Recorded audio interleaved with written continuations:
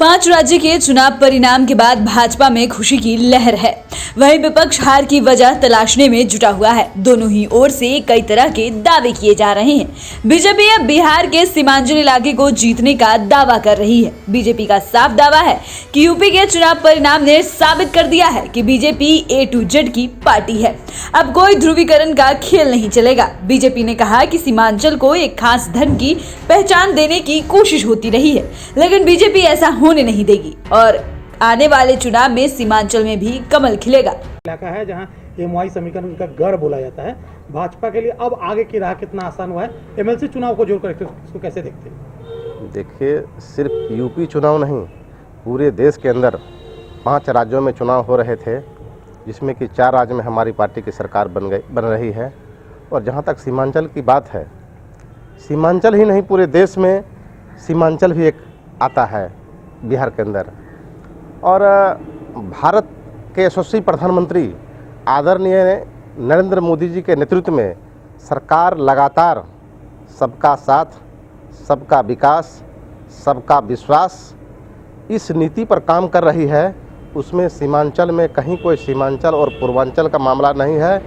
सभी जगह हम लोग जीतेंगे। और जहाँ तक MLC चुनाव की बात है, MLC चुनाव में भी जो हमारे NDA के जितने भी प्रत्याशी हैं, सभी प्रचंड बहुमत से जीतेंगे।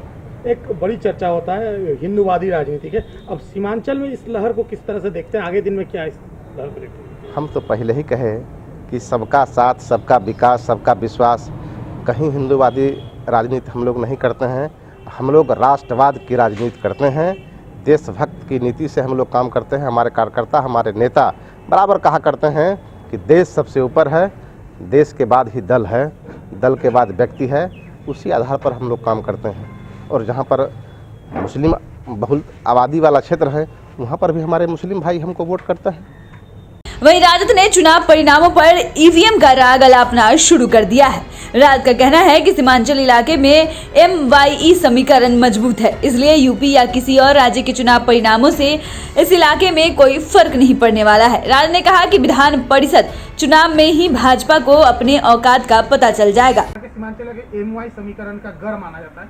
क्या असर पड़ेगा आने वाले दिनों में? इस पे क्या RJD का क्या नकारात्मक या क्या समीकरण में क्या दिखेगा आपको?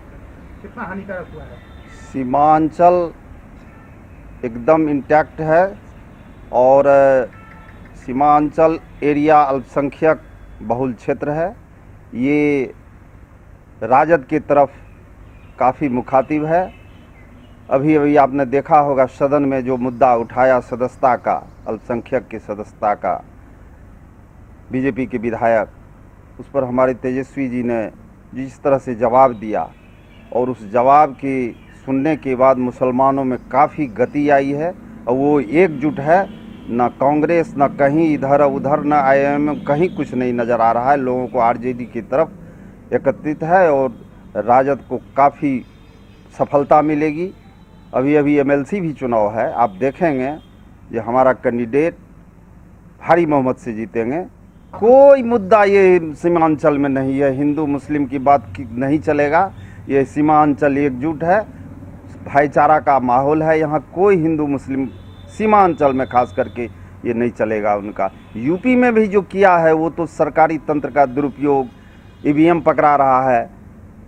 माहौल आपने देखा होगा जो किस तरह से पब्लिक का रुझान था यूपी में। आप ही लोग दिखाते थे, मीडिया के लोग ही दिखाते थे जो रुझान क्या था, परिणाम क्या आ रहा है। तो कहीं न कहीं सरकार इसमें घपलाबाजी कर रहा है और जनता देख रही है। आज न कल जवाब उनको मिलेगा। हालांकि दोनों ओर से ये बयानबाजी विधान परिषद चुनाव तक जारी रहने की उम्मीद है। 5 राज्यों के चुनाव का बिहार पर क्या असर पड़ेगा, इसकी थ्योरी बहुत जल्द विधान परिषद चुनाव में भी देखने को मिल सकता है। कटिहार से बोलता बिहार की रिपोर्ट। आपको ये रिपोर्ट कैसी लगी हमें कमेंट कर जरूर बताएं। साथ ही ऐसी ही तमाम अन्य जानकारियों के लिए हमारे साथ बने रहे। धन्यवाद।